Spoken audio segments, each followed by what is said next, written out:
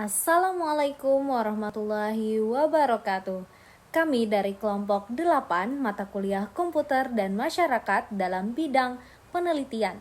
Kami beranggotakan 4 orang, yaitu Alpian Sapari, Anis Syahada, Muhammad Azmi Maulana, dan Norwiyanda Hasbi.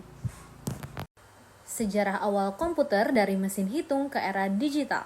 Yang pertama pada tahun 1940-an, kelahiran ENIAC atau Electronic Numerical Integrator and Computer merupakan mesin hitung elektronik berukuran raksasa, mengkonsumsi daya besar dan beroperasi dengan kecepatan yang sangat terbatas. Meskipun demikian, mereka membuka jalan bagi komputasi modern dan menunjukkan potensi luar biasa dalam menyelesaikan masalah yang kompleks. Yang kedua pada tahun 1970-an, yaitu era transistor dan mikroprosesor. Penemuan transistor dan kemudian mikroprosesor pada tahun 1970-an merevolusi industri komputer. Komputer menjadi lebih kecil, lebih cepat, dan lebih terjangkau, mempercepat proses komputerisasi dan memungkinkan adopsi yang lebih luas di berbagai sektor. Yang ketiga, awal mula penelitian dengan peningkatan kemampuan dan ketersediaan komputer. Kini mulai merambat ke dunia akademik dan penelitian. Ilmuwan juga mulai menggunakannya sebagai alat bantu utama untuk analisis data, simulasi, dan pemodelan, mengubah metodologi penelitian secara fundamental. Yang keempat, revolusi digital, kedatangan komputer pribadi dan internet pada akhir abad ke-20, yaitu menandai dimulainya revolusi digital. Ini membuka era baru dalam pengolahan informasi, komunikasi global, dan akses pengetahuan yang tak terbatas, membentuk masyarakat modern seperti kita yang sekarang ini. Komputer dalam masyarakat modern. Komputer telah melampaui perannya sebagai sekedar alat kerja.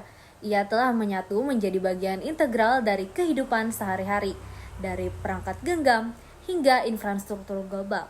Dampaknya terasa di setiap aspek masyarakat.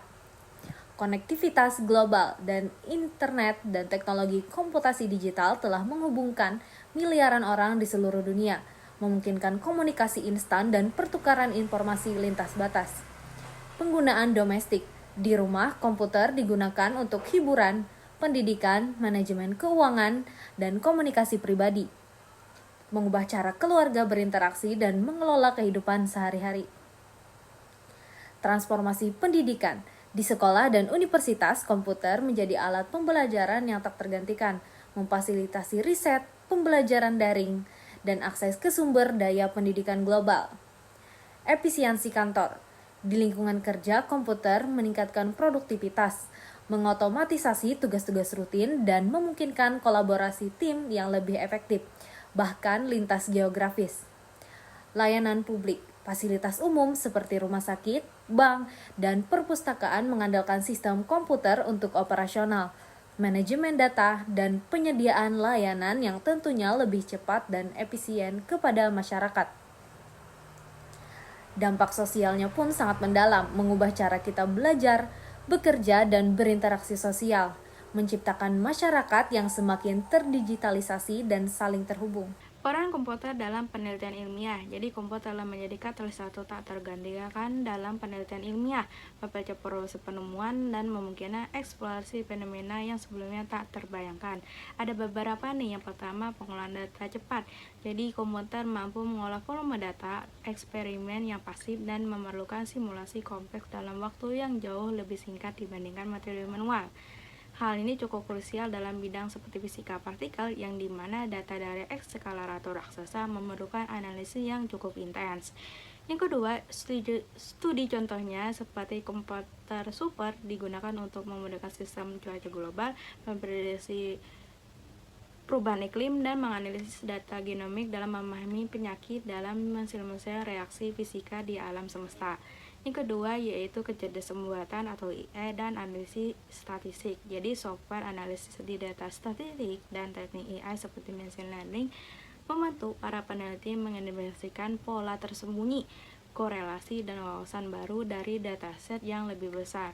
Jadi seringkali mengungkapkan hubungan yang luput dari pengamatan manusia.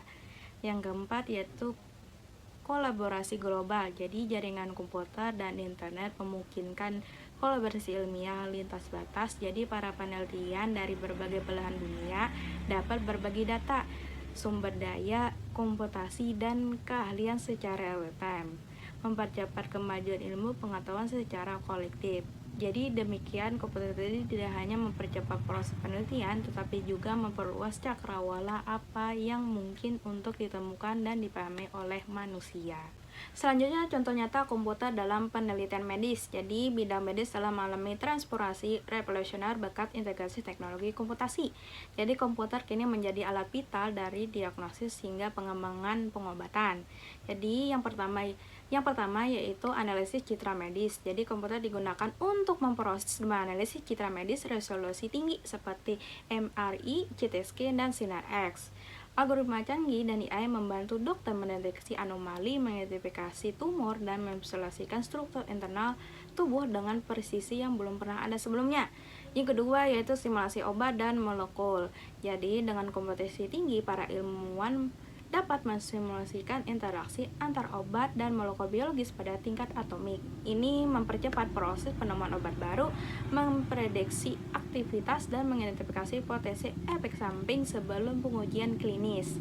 Yang ketiga yaitu big data kesehatan. Jadi pengobatan big data dari rekam medis, elektronik, data genetik, dan catatan kesehatan publik memungkinkan prediksi epidemi penyakit, identifikasi faktor risiko, dan personalisasi pengobatan berdasarkan profil genetik dan gaya hidup individu. Yang keempat yaitu untuk studi kasusnya ya bisa diambil dari proyek genom manusia. Jadi proyek genom manusia adalah contoh monumental kolaborasi global yang melibatkan ribuan komputer di seluruh dunia. Jadi komputer esensial untuk memetakan dan mengurutkan seluruh genom manusia, membuka pintu bagi pemahaman penyakit genetik dan terapi gen. Berikutnya, contoh nyata komputer dalam penelitian lingkungan. 1. Pemodelan perubahan iklim. Superkomputer menjalankan model iklim yang kompleks untuk memprediksi perubahan suhu global, pola cuaca ekstrim, kenaikan permukaan air laut, dan dampaknya terhadap ekosistem. Kedua, pengolahan data satelit. Citra satelit resolusi tinggi yang dikumpulkan secara terus-menerus diolah oleh komputer untuk memantau deforestasi, perambahan lahan, kesehatan terumbu karang, dan perubahan pada es kutub. Ketiga, sistem informasi geografis. Sistem informasi geografis menggunakan komputer untuk mengumpulkan, menyimpan, menganalisis, dan memvisualisasikan data geografis. Keempat, dampak nyata. Berkat kemampuan komputasi ini, kebijakan lingkungan kini dapat dibuat berdasarkan data yang akurat, real-time, dan komprehensif. Tantangan dan etika penggunaan komputer dalam penelitian. 1. Privasi data atau keamanan. Penelitian seringkali melibatkan pengumpulan dan analisis data sensitif seperti informasi kesehatan pribadi atau data pelaku. Menjaga privasi data dan memastikan keamanan cyber dari ancaman peretasan atau penyalahgunaan adalah tantangan utama. Yang kedua, kesenjangan akses teknologi. Akses terhadap infrastruktur komputasi tinggi, konektivitas internet, dan keahlian teknologi masih timpang antara negara maju dan berkembang.